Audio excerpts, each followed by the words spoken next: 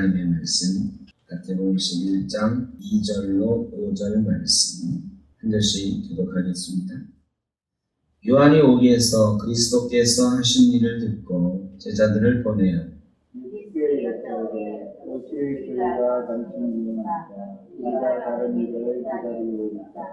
예수께서 대답하여 이르시되 너희가 가서 듣고 보는 것을 요한에게 알리되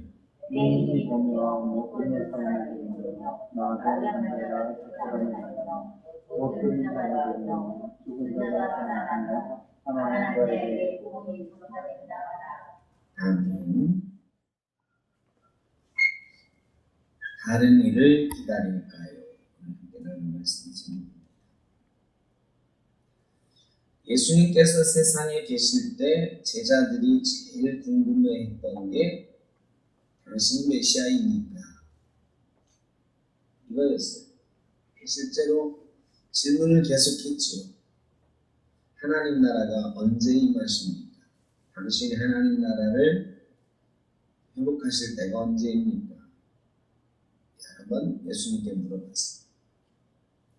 심지어는 사도행전 1장 6절에 보면 부활하신 예수 그리스도를 여러 번 만난 제자들도 예수님께서 승천하실 때에 예수님에게 물어봅니다. 예수님이 승천하시기 전에 하나님 나라를 예수님께서 예루살렘을 떠나지 말고 기다리라. 그러니까 주님께서 하나님 나라를 회복하실 때가 이때입니까? 이런 얘기를 그때도 합니다. 그러니까 제자들이 계속해서 궁금해했던 것, 하나님 나라를 회복하실 때가 이때입니다.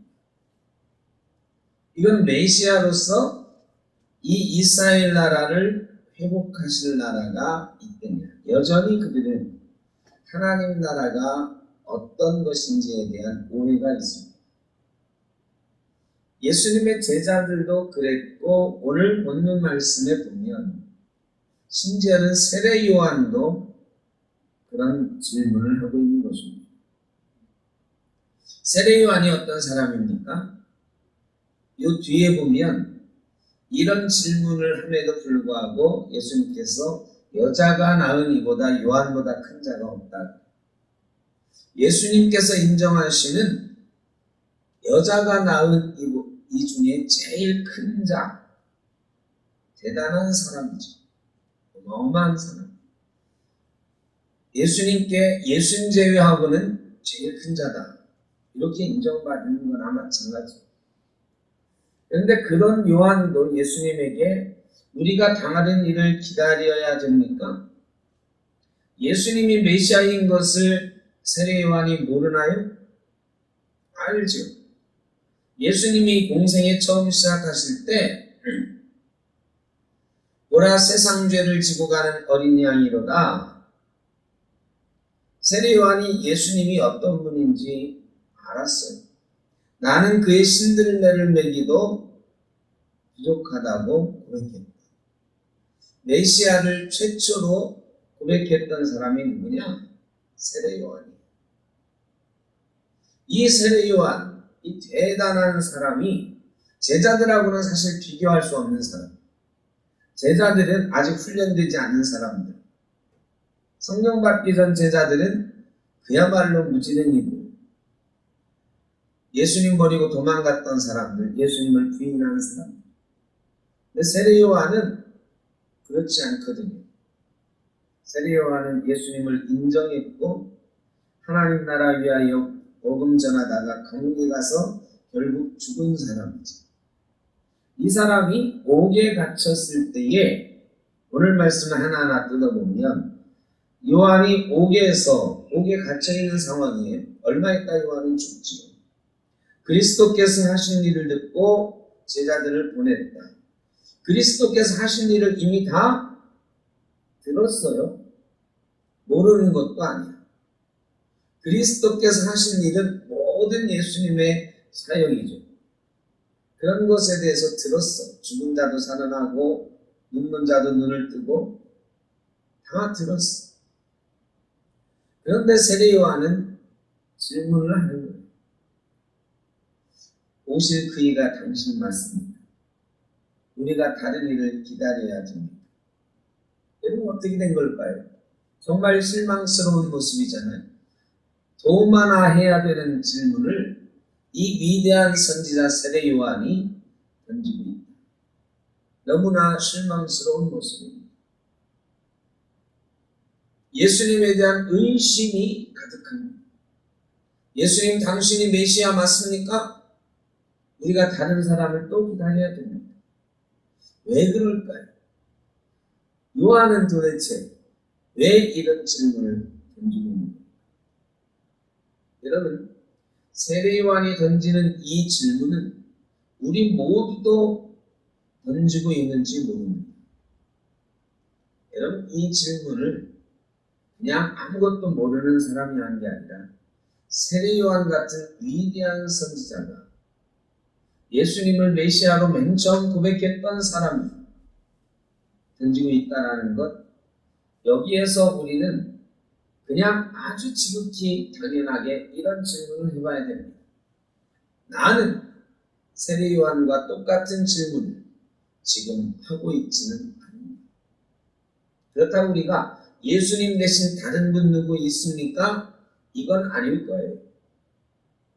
그런데 그런 질문을 하는 사람도 있다. 예를 들면 이런 거죠. 제가 여러 번 말씀드린 예화입니다만 어떤 사람이 산에 갔어요. 산에 갔다가 낭떠러지에 떨어지다가 나무에 매달렸어요. 이 사람이 교회를 잘 다니는 사람이었는데 거기서 기도합니다. 하나님 나를 살려주세요. 팔의 힘은 점점 빠져가고 이제 죽게 생겼어요. 그때 하나님께서 나타나셨습니다. 김집사야, 야, 이제 살았다. 하나님 나를 빨리 올려주십시오. 그래 하나님께서 뭐라고 그래? 내 손을 놔라. 하나님 무슨 말씀입니까? 이 손 놓으면 저희 떨어져 죽는데. 근데 하나님께서 밧줄도 안 내려주고 자기를 공중에 구름 타고 올려보내지도 않고 계속 네 손을 놔라. 이 사람이 나중에 뭐라고 소리를 질렀느냐? 거기 하나님 말고 다른 사람 없습니까? 다 죽었다는 거예요. 여러분, 거기에 하나님 말고 다른 이가 없습니까? 예수님께 세례 요한이 오실 이가 그입니까? 다른 이를 기다려야 할까요? 이 질문을 이 사람도 똑같이 하고 있는 거죠. 여러분, 우리도 그런 환경이 닥치면 이 어려운 환경 속에서 하나님 말고 예수님 말고 다른 분 없습니까? 찾을 때만. 왜 그랬습니까? 세례 요한은 왜 그랬습니까? 그냥 성경을 쭉 요약해 보면 그렇습니다. 첫째, 세례 요한은 아직 성령의 역사에 대해 살지 못해. 성령 받지 못해. 천하의 세례 요한이라도 하나님의 영이 충만하지 않으면 그런 질문을 할 수 있다. 여러분, 이걸 겸손하게 받아들여요. 우리도 성령 충만하지 않으면, 성령의 감동에 있지 않으면 이런 질문 할 수 있다. 여러분, 무서운 거죠. 예수 믿는 수많은 사람들이 있는데 그들이 지금 세례 요한처럼 성령에 충만하지 못해서 혹시 그런 질문하고 있는 건 아닌지. 두 번째는 더 적나라합니다. 요한이 옥에 갇혀 있었다는 것입니다. 그리고 결과론적이지만 얼마 있다 죽어요. 세례 요한이 그거 몰랐을까요?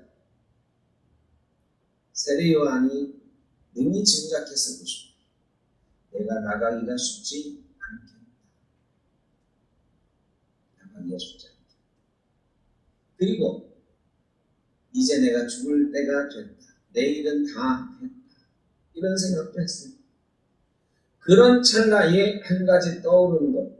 내가 그 얘기를 예비하는 자라 그랬는데 내가 하나님 나라 위해서 메시아의 길을 예비하기 위해서 그렇게 몸부림치다가 이제 가는데 내가 예비하려고 했던 메시아가 지금 와 있어야 되는 것 아닌가? 저 예수가 메시아가 아니면 내 인생은 뭔가? 이런 생각이 듭니다. 여러분, 하나님 나라 위해서 열심히 일했어요. 교회에서 열심히 헌신했어요. 정말로 내게 맡겨진 사역 잘 감당했어요. 그런데 이제 그런 사역을 다 내려놓고 사실은 은퇴하고 이런 상황 속에 있을 때에 우리가 갖게 되기 쉬운 생각 하나, 내가 그렇게 뼈 빠지게 하나님 나라 위해서 교회 위해서 헌신했는데 나는 이게 뭔가? 나 헛수고한 거 아니야? 이런 허무함, 이런 의심이 생길 때가 있습니다. 그런 의심이 생길 때 우리는 그런 의심 어린 질문을 하게 될 수도 있습니다. 주님, 내가 당신을 위해서 산 것 잘한 거 맞습니까? 내 인생 이게 헛된 게 아닌가요? 이런 질문을 이제라도 주님, 내가 내 인생 다시 한번 다른 것 위해서 찾아와야 되는 거 아닐까요? 이런 질문. 마지막으로 세례 요한과 예수님의 생각이 달랐어요. 세례 요한 생각에는 하나님 나라가 가까이 왔다 회개하라 선포할 때에 메시아가 오시면 하나님 나라가 올 것이다. 이 생각을 했어요. 하나님 나라는 뭐냐? 심판. 악한 자가 벌을 받고 하나님의 공의가 이루어지는 거기에 로마가 멸망하고 이스라엘이 하나님 나라로 회복되는 세례 요한조차도 그것에 대한 오해가 있습니다. 예수님께서 대답을 하시잖아요. 병든 자가 치유함을 얻고 가난한 자에게 복음이 선포된다고 전해요. 여러분 이 얘기 들었어요. 세례 요한이 다 들었어. 그럼에도 불구하고 이런 질문을 또 하는 거거든요. 그런데 예수님이 뻔히 알고 있는 그 얘기를 다시 한번 해주는 거예요. 이게 하나님 나라다. 나는 이 하나님 나라를 위해서 온 거다. 요한의 마음을 아는 거예요. 요한의 오해를 아는 거예요. 너는 하나님 나라가 심판이라고 생각하지만 하나님 나라는 구원의 축복이다. 축복의 나라, 치유의 나라를 위해서 내가 온 것이다. 요한이 내가 하나님 나라를 위해서 뼈 빠지게 일했는데 나는 이제 죽을 날이 가까워왔지만 이 헤롯이 멸망하고 로마가 멸망하는 것을 내가 좀 보고 죽어야 되겠습니다. 이거 아니에요. 내가 죽을 때 죽더라도 하나님 나라가 회복되는 거 좀 빨리 보여주십시오. 이런 조급함이 있는 거죠. 그런데 예수님이 그것에 대해서는 이런 방법 아니에요. 요한이 옥에 갇힌 거에 대해서도 한 번도 동정하거나 요한 같은 사람이 감옥에 갇히면 안 되는데 요한이 죽으면 안 되는데 이런 얘기를 한마디도 안 하세요. 심지어는 요한이 아니 진짜 당신 맞습니까? 이렇게 말하는데도 예수님은 거기에 답을 안 하십니다. 니들이 본 거 병든 자가 나음을 얻고 가난한 자에게 복음이 선포된다. 이게 하나님 나라라고 말씀하십니다. 여러분 하나님 나라는 심판이 아닙니다. 하나님 나라는 축복의 축제인 줄로 믿습니다. 우리가 가끔 오해합니다. 하나님 나라는 회복과 치유와 축제의 나라, 심판과 저주와 이런 나라가 심판이 없는 건 아니죠. 심판은 언제 있어요? 마지막 날에 있어요. 그런데 우리가 살다 보면 세례 요한이 옥에 갇힌 것 같은 그런 상황에 놓일 때가 있어요. 아니 하나님 내가 이렇게 고통당하는데 왜 쟤들 심판 안 하세요? 하나님 내가 이렇게 억울한 일을 당했는데 왜 저 사람 벌 주지 않으세요? 여러분, 내 처지가 곤궁해지고 내가 억울한 일을 당하면 주님 정말로 거기 계신 건 맞아요. 이렇게 생각해요. 여러분, 근데 주님께서 뭐라고 하시느냐? 저 사람을 심판하시는 게 내 목적이야. 너 마음을 회복시키고 너 마음을 치유하고 네가 어떤 상황에서든지 나를 보고 잔치하고 축제하고 살아나기를 원한다. 주님 말씀하십니다. 여러분, 우리를 괴롭히는 사람을 쳐내는 게 주님의 목적이 아니에요. 괴로움 속에서 몸부림치는 우리를 일으켜 세우시고 회복시키시는 것이 주님의 목적이에요. 그게 구원. 근데 우리는 자꾸 누구를 보느냐? 나를 나쁘게 하는 주님 벌 좀 주세요. 여기에 초점이 있어. 그러면 우리는 점점 어떻게 돼요? 세례 요한처럼 돼요. 정말로 예수 믿은 사람이, 예수님을 인정한 사람이 위대한 신앙이에요. 믿음이 없는 게 아니에요. 그런데 자꾸 다른 것을 보니까 하나님 나라를 잘못 이해하니까 이런 질문을 합니다. 우리가 다른 분 기다려야 됩니까? 여러분, 그러다가는 예수 놓칩니다. 저 사람 심판해 주세요. 저 사람 좀 어떻게 해주세요. 원망과 불평으로 살아가면 하나님 나라를 잃어버려요. 여러분, 교회에 그런 경우 많이 있습니다. 심지어는 저도 있습니다. 여러분, 누군가 다른 사람이 심판받기를 원하며 살아가며 하나님 나라가 심판이다 이렇게 생각하면 괴로워요. 근데 하나님 나라는 축제다. 나 같은 사람이 회복돼 다시 예수 그리스도 안에서 기뻐하고 즐거워하는 것, 이것이 하나님 나라. 그럼 우리가 하나님 나라를 살아야 되지 않겠습니까? 오늘도 하나님 나라를 살기 위해서 괴롭고 힘든 현실이 많아. 그러나 주님 때문에 내 마음이 치유함을 받고 내 상처가 치유함을 받고 내 삶이 치유함을 받고 일어나 걷고 뛰며 기뻐하기 위해서 이 자리에 온 줄로 믿습니다. 오늘 그런 축제가 우리 가운데 있기를 바랍니다. 요한이 하나 더 생각하니 나는 하나님 나라를 위해서 정말 뼈 빠지게 살았다. 여러분, 요한이 어떻게 살았는지 성경이 기록하고 있죠. 요한이 어떻게 살았죠? 광야에서 살았어요. 요한은 광야에서 살았어요. 예수님은 어디에 사셨어요? 세례 요한은 광야에서 복음을 전했어요. 요단 강가에서 세례를 줬어요. 사람들이 광야로 요단 강가로 요한을 찾아온 거예요. 근데 예수님은 어떻게 하셨어요? 도시를 다니면서 가버나움을 거점으로 도시에서 사셨어요.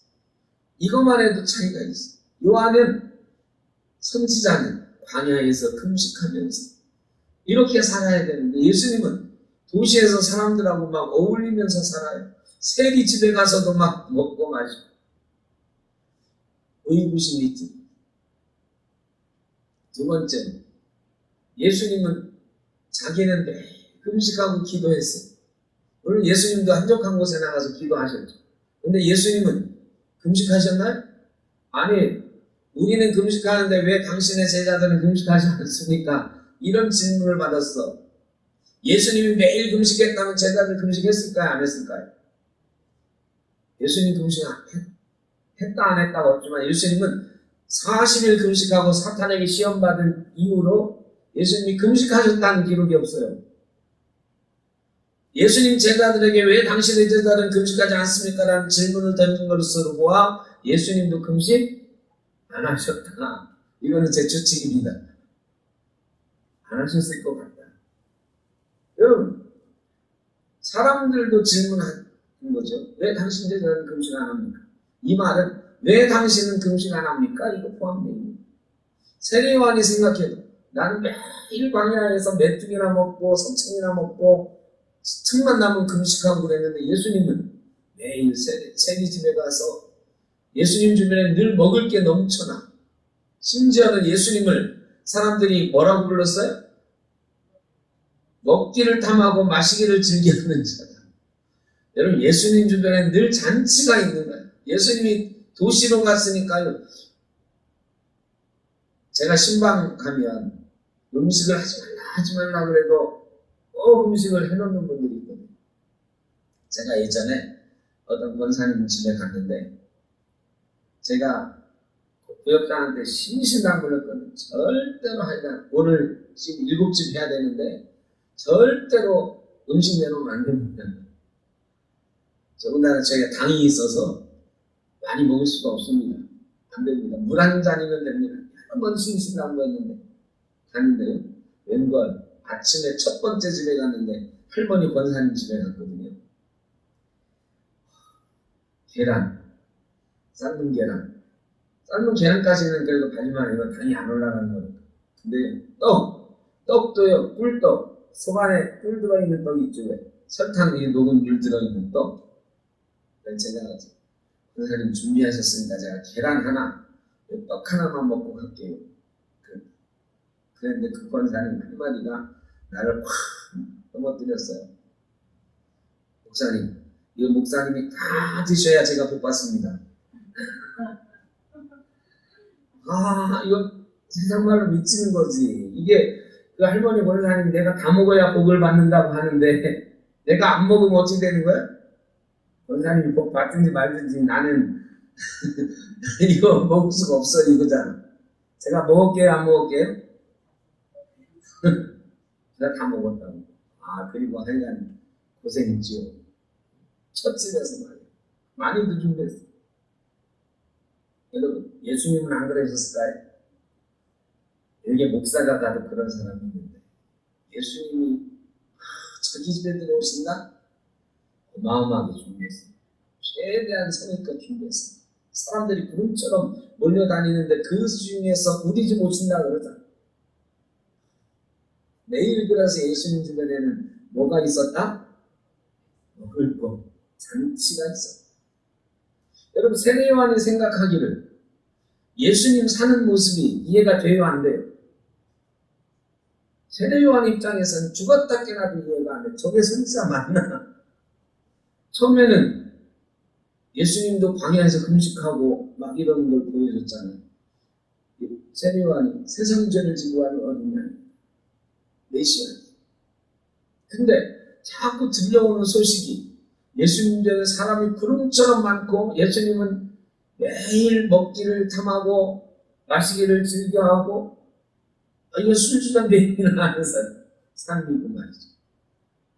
사기꾼 하나님 나라 팔아먹는 사기꾼. 세례 요한이 그거 하나님 나라 맞습니까? 그런데 예수님께서는 뭐라고 하셨느냐? 나와 함께 있을 때는 금식할 필요가 없다. 내가 함께 있을 때는 즐거워하고 축제하는 거다. 신랑과 함께 있는데 혼인잔치 해야지. 세례 요한도 이해가 안 돼요. 여러분, 하나님 나라는 예수님과 함께는요, 좀 좋겠습니다. 이럴 때도 물론 있죠. 우리가 사람인데 그럴 때 있지. 예수님도 우실 때도 있었고 한적한 곳에 나가서 기도할 때도 게스마네 동에서 피땀 흘리며 기도하실 때도 있었어요. 그런데 예수님과 사람들이 함께 있을 때는 대부분 즐겁고 행복한 잔치의 자리였어요. 여러분, 우리 인생이 예수님 때문에 금식하고 늘 절제하고 이것만 있다고 하면 예수 믿기 참 어려워요. 세례 요한은 그런데 그게 하나님 나라라고 생각했습니다.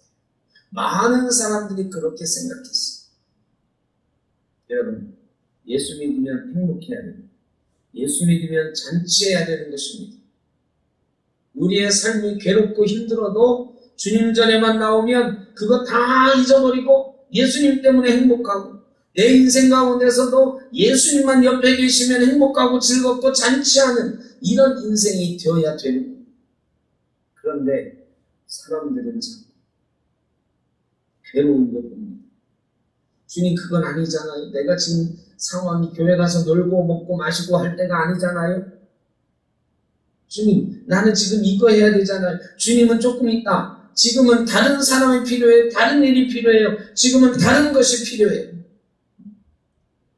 이게 다 오실 그이가 당신입니까? 우리가 다른 일을 기다려야 됩니까? 질문하는 세례 요한과 똑같이. 여기에 우리는 괴로워하기 위해서 온 것이 아닙니다. 주님과 더불어 잔치하고 축제하기 위해서 온 것입니다. 하나님 나라는 바로 그런 것입니다.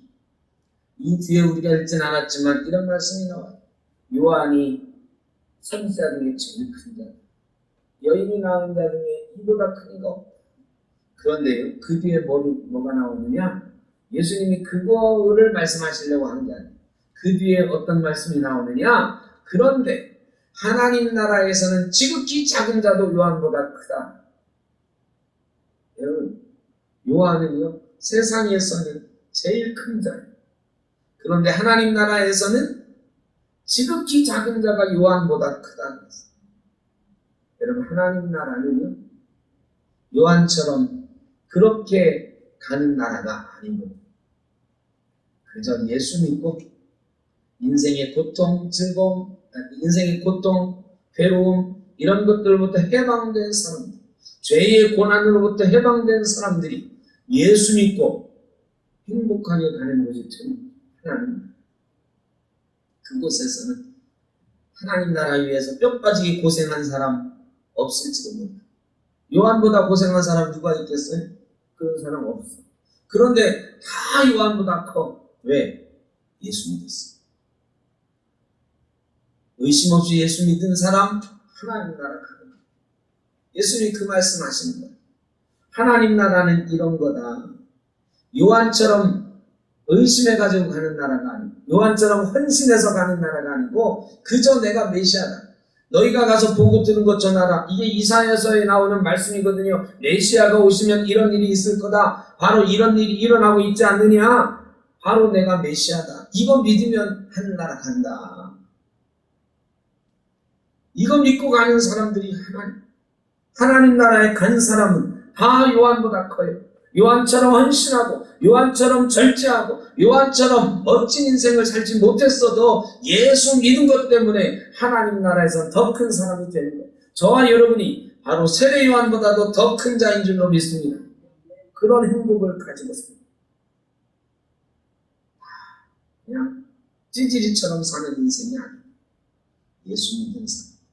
우리 가운데 하나님 나라가 이루어진다는 것은 예수 믿고 요한보다 나는 더 큰 사람, 하나님의 아들이야, 하나님의 딸이야 하면서 어깨 피고 삽니다. 예수님이 그 말씀하십니다. 요한도 의심했으나 의심하지 않고 하나님 나라 가는 자, 나를 믿는 자는 요한보다 더 큰 자가 됩니다. 예수 그리스도와 더불어서 오늘 요한보다 더 큰 인생, 요한보다 더 행복한 인생, 하나님 나라의 놀라운 역사를 경험하는 저와 여러분 되시기를 주의 이름으로 축복합니다. 사랑의 아버지 하나님 감사합니다. 세상이 어지럽고 요한이 옥에 갇힌 것처럼 우리의 삶이 힘들어지고 옥죄어 옵니다. 코로나, 경제적인 문제, 육신의 질고로 또한 우리 삶의 여러 가지 정덕들로 인해서 우리의 삶이 옥에 갇힌 것 같이 괴롭고 외롭고 힘이 듭니다. 그러나 주님, 우리 주님 바라보게 하여 주옵소서. 우리 주님 바라보며 이 모든 어려움 가운데도 우리 주님이 늙은 자를 눈뜨게 하시는 것처럼, 자는 자를 걷게 하시는 것처럼, 죽은 자를 살리시는 것처럼 우리를 걷게 하실 줄로 믿고 눈뜨게 하실 줄로 믿고 살게 하실 줄로 믿고 우리 주님 바라보게 하여 주옵소서. 그리하여 함께 천국을 이 땅에서 누리며 기뻐하며 잔치하며 주님과 함께 신랑과 함께 기뻐하는 신부처럼 살게 하여 주옵소서. 아버지 하나님, 우리의 모든 문제는 주님께 맡기고 우리는 주님 바라보고 찬송하오 천사처럼 춤추며 노래하며 아버지 하나님 그렇게 주님 앞에 나아가고 주님께서 우리 삶의 모든 문제를 해결하여 주시고 치유하여 주시고 회복시켜 주옵소서. 코로나 참으로 어려운 가운데 있습니다. 더 이상 확산되지 않게 하여 주옵소서. 능히 우리가 이길 수 있게 하여 주옵소서. 인간의 힘으로는 잘 안 되는 줄 아나 주님께서 능력 주시고 지혜 주셔서 권능의 손으로 바람을 일으키셔서 이 코로나가 이 땅에서 사라지게 하여 주옵소서. 이겨내게 하여 주옵소서. 다시는 교회에 갇히지 않게 하여 주시고 성도들이 이 일로 인하여 고통당하거나 괴로움 당하지 않도록 주님 도와주옵소서. 특별히 우리 교회 어르신들 이 코로나로부터 어떤 어려움도 당하지 않도록 주님 막아주시고 보호하여 주옵소서. 아버지 하나님, 주일학교 이제 캠프를 주님 앞에 맡겨드립니다. 우리 교회의 미래의 희망이 거기에 있습니다. 아버지 하나님, 이 일이 참으로 교회에 좋은 일이 되게 하여 주시고 아이들과 부모님들에게 기쁘고 행복한 일 되게 하여 주옵소서. 우리에게 참으로 희망을 주고 우리 센터교회에 참으로 귀하고 아름다운 씨앗이 뿌려지는 귀한 시간 되게 하여 주옵소서.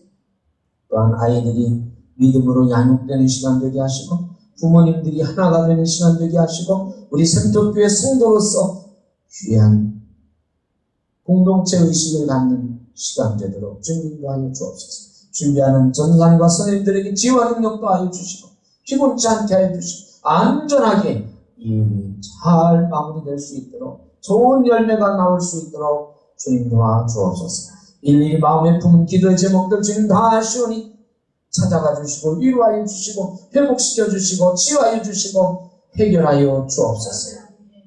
흩어져 있는 우리 센터교회 성도님들 어디에 있든지 이 어려운 때를 능히 이기며 오실 그이가 당신입니까? 질문하지 않고 오직 주님만 바라보며 믿음의 자리 지켜갈 수 있도록 주님 강건하게 붙들어 주옵소서.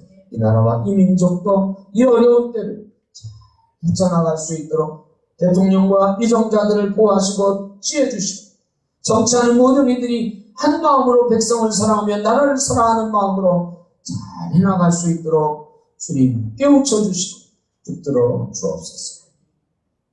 이 땅에 고통당한 모든 이웃들 주님 보호하여 주옵소서. 이제는 우리 주 예수 그리스도의 크신 은혜, 아버지 하나님의 무한하신 사랑하심과 성령의 인도하시며 교통하시며 연약해진 믿음, 의심 많은 마음 거두고 이제는 주님만 바라보며 가겠습니다. 주님 의심하지 않고 가겠습니다. 천국이 우리 가운데 있게 하여 주옵소서. 기도하며 나아가는 주의 사랑하는 자녀들 머리머리 위에, 가정 위에, 일터 위에, 가족들과 자녀순들 위에, 이 땅에 어려움 당하는 많은 우리 이웃들과 우리 센터교회 성도님들 위해 영원토록 함께 하시기를 간절히 축원하옵나이다. 아멘.